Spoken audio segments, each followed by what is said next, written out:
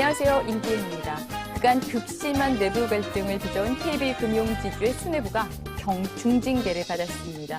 금융지주사의 회장과 행장이 이렇게 동시에 중징계를 받은 건 사상 초유의 일인데요. 자세한 얘기 경제금융부 이대호 기자와 함께 알아보겠습니다. 안녕하세요. 안녕하세요. 네, 어제죠. 금융감독원이 2주 전에 제재심의위원회에서 나온 결정을 사상 처음으로 뒤엎고 중징계에서 아니죠. 경징계에서 중징계로 이렇게 결정을 내렸습니다.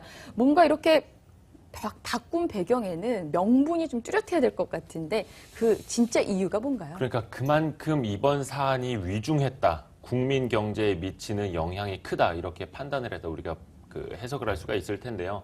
말씀하신 것처럼 금융감독원장이 자문기구인데 자문기구긴 한데 안 받아들여도 되는 거긴 한데 이 제재심의위원회 결정을 뒤엎은 것도 처음입니다. 네.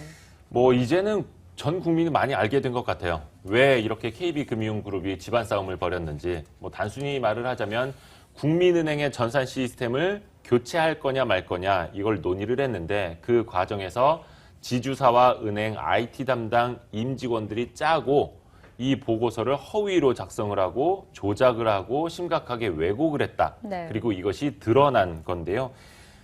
간단하게 이제 IBM 쪽의 가격을 높이고 유닉스 쪽의 가격을 낮추는 방식으로 유닉스 전환을 유도를 했고 또 그 벤치마킹 테스트라고 하는데 미리 테스트를 할 때 드러난 450만 건의 에러, 1,700회 가량의 시스템 다운 등등을 숨겼다라는 겁니다. 자, 그런데 이 회장과 행장이 동반 중징계를 받은 건 이제 관리 책임 그리고 관리가 부실했다, 아랫사람들을 잘못 썼다, 조직 관리를 잘못했다 이건데요. 최수영 금융감독원장이 브리핑을 할 때 직무상 감독 의무를 현저히 태만히 했다. 심각한 내부 통제 위반 행위를 초래했다. 그래서 건전한 경영을 크게 저해했다. 이렇게 설명을 했습니다. 그렇군요. 이건호 행장은 결과가 나오자마자 중징계 결과가 나오자마자 즉각 사임을 했습니다. 반면 이명록 회장은 명예회복을 해야 되겠다 이렇게 하면서 사퇴 의사를 거부했는데 이 앞으로 어떤 상황이 진행이 될까요? 좀 궁금합니다. 이건호 행장이라고 억울한 점이 없겠습니까? 하지만 깨끗하게 사임하겠다. 나는 은행장으로서 떳떳하게 할 일을 했다. 잘못은 없지만 해야 할 일은 했지만 그래도 문제가 이렇게 커진 만큼 사퇴를 하겠다. 국민은행 노조도 멋지게 퇴임한다. 이렇게 평가를 해줬고요. 다만 이명록 회장 일단은 버티기에 들어갔는데 오해가 있다는 겁니다. 금감원의 판단이 틀렸다. 끝까지 나는 진실을 밝히고 오해를 풀겠다. 이런 이야기인데 사실 은행장 징계는 금융감독원에서 바로 확정이 되는데 금융지주회사 임원에 대한 징계는 금융위원회 의결을 거쳐야만 합니다. 그러니까 공식적인 절차가 끝나지 않았으니까 1차적으로는 그걸 지켜보겠다라는 거고 2차적으로는 어떤 좀 이의 신청을 하고 혹은 행정소송을 벌이는 방안까지도 좀 검토를 하겠다. 이게 주변에서 일단 그렇게 전망을 하고 있는 내용이고요. 다만 아시다시피 이제 금융회사의 생명은 신뢰다 보니까 이렇게 두 사람 다 중징계를 받은 상황에서 버틴다라는 건 그다지 조직에는 좋은 결과는 안 될 걸로 보입니다. 네.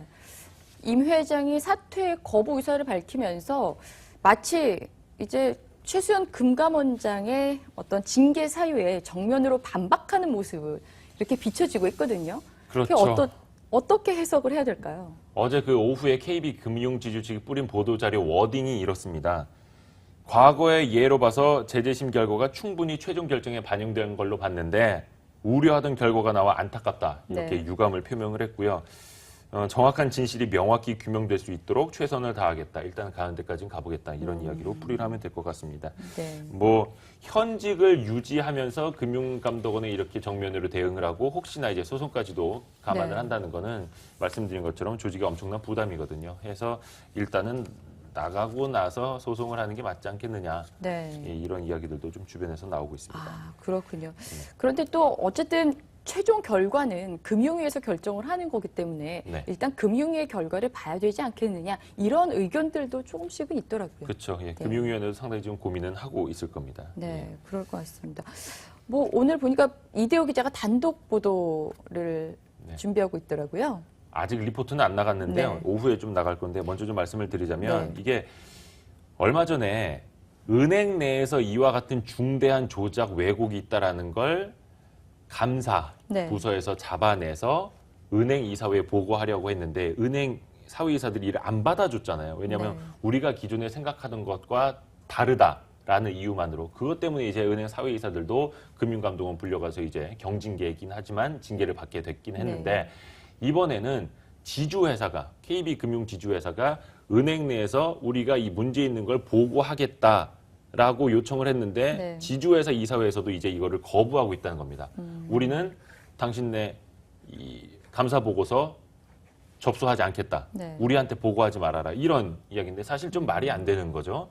그래서 일단은 이 문제가 있었다. 조작 왜곡이 있었다라는 걸 은행이사회, 지주이사회에 다 보고를 하고 거기서 접수가 돼야지만 차기, 그러니까 은행 전산 시스템을 교체할 거냐 말 거냐, 계속 계약 연장할 거냐 말 거냐, 다음번 의사결정으로 넘어갈 수 있는데 네. 이 앞에서부터 지금 막혀 있는 거죠. 그러니까 은행 쪽에서는 지금 주장을 하는 게 지금 사실상 은행이사회 네. 또 지주이사회 모두 이명록 회장이 대부분 선임한 사람들로 앉혀져 있다. 네. 이미 이사회가 장악이 된 상태여서 이런 문제점이 드러난 보고서조차도 청취를 하지 않고 있다. 네. 이렇게 항변을 하고 있는데 좀 문제가 계속 될 것 같습니다. 이 부분도. 네, 예. 그렇군요.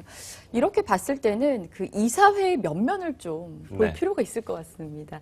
이게 그렇죠. 뭐 예. KB 지주 이사회가 뭐 임용록 회장의 어떤 사람들로 꾸려져 있을 수도 있고 뭐 서울대 출신이 대부분이고요. 예. 예, 동문들. 그래서 아마 이 부분도 한번 챙겨봐야 되지 않을까 싶은 생각이 듭니다. 네.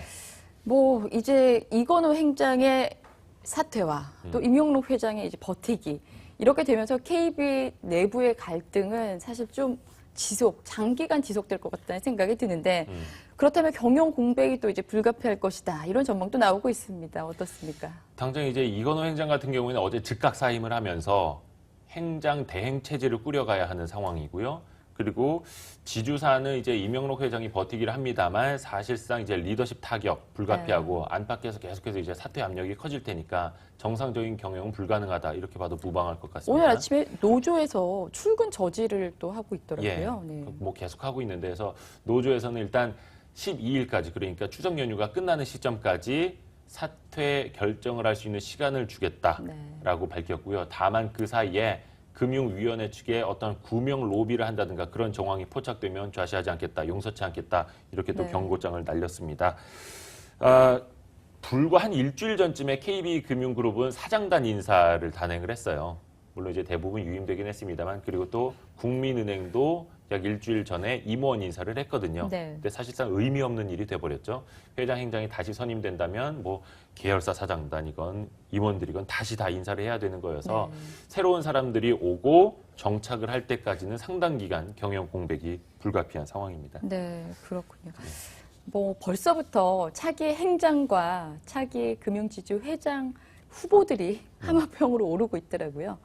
어떤 분들이 오르고 있습니까? 상당히 좀 빠릅니다. 그 중에 이제 이미 하마평에 거론되는 사람들 중에는 다른 금융회사 CEO나 뭐 회장 등등 그 회추위나 행추위 열릴 때 면접 보러 다닌 사람들도 네. 이 하마평에 오르고 있는데 그래서 이제 국민은행이나 KB금융그룹 사람들이 상당히 좀 자존심 상해하거든요. 왜냐하면 이제 KB금융지주가 이제 설립된 거는 몇 년 안 됐습니다만 전통적으로 낙하산 인사, 뭐 낙하산으로 규정하는 건 조금 애매할 수는 있습니다만 외부 출신 인사가 와서 그룹을 이끌어가는 게 전통이었습니다. 근데 이번에 세월호 참사 이후에 이제 관피와 척결 분위기가 사회적으로 상당히 있지 않습니까? 그리고 특히나 이번 KB 사태 사달이 난 게 외부 출신 회장과 외부 출신 행장 각각 선임 라인이 다른 사람들이 부딪혔다 이런 사달이 난 거거든요. 그러다 보니까 이번에는 좀 관피아가 내려오는 거는 어렵지 않을까. 네. 그래서 이제 은행 내부에서는 이번에야말로 내부 출신이 우리끼리 한번 KB를 이끌어갈 수 있는 혹이다. 이렇게 네. 보고는 있는데 뭐 물론 인사라는 건 막판까지 항상 불확실성이 있으니까요. 한번 좀 지켜봐야 될 겁니다. 네. 이렇게 지금 뭐 내부 갈등 해결이 안 되면서 이제 KB금융의 그 LIG 손보 인수 문제도 조금 이제 지연될 수 있다. 이런 추측도 나오고 있는데 그렇죠. 그럴까요? 일단 뭐 KB금융지주가 LIG 손보를 이제 인수하기로 했고 도장은 다 찍어놨고 네. 잔금을 치르려면 이제 금융위원회 승인이 떨어져야 되지 않습니까? 그런데 자, 이런 이제 KB 사태로 인해서 그게 무산되지 않겠느냐 이런 우려가 나오는 겁니다. 뭐 주가에도 좀 반영이 되고 있더라고요. 네. 일단 보험업법을 놓고 보면은 기관 경고를 받은 금융사는 3년 동안 보험사를 인수할 수 없다 이렇게 돼 있거든요. 그런데 KB금융지주는 지주회사다 보니까 금융지주회사법을 따릅니다. 해서 금융지주회사는 자회사 편입 승인만 받으면 돼서 보험업법은 영향을 안 받으니까 네. 명목적으로는 인수하는 데 큰 걸림돌은 없습니다. 네. 자, 그런데 금융감독원이 조만간 그 KB금융 전체에 대한 정밀 진단에 착수합니다. 근데 이제 정밀 진단에 착수를 하면 경영실태 평가 등급이 떨어질 염려가 있어요. 그러니까 지금은 이제 KB금융지주의 경영실태 평가 등급이 2등급인데 이게 혹시나 3등급 혹은 그 이하로 강등이 돼서 뭐 대주주 요건을 충족하지 못하는 일이 생기지 않겠느냐. 시장은 이렇게 우려를 하고 있는 건데 네. 뭐 늦어도 다음 달 초쯤 금융위원회를 통해서 이거는 좀 결론이 날 걸로 보입니다. 그렇군요. 예. 야, 이로써 KB금융지주의 어떤 정상화는 조금 더 시일이 걸릴 것으로 보입니다. 이대호 네. 기자 얘기 잘 들었습니다. 네. 고맙습니다.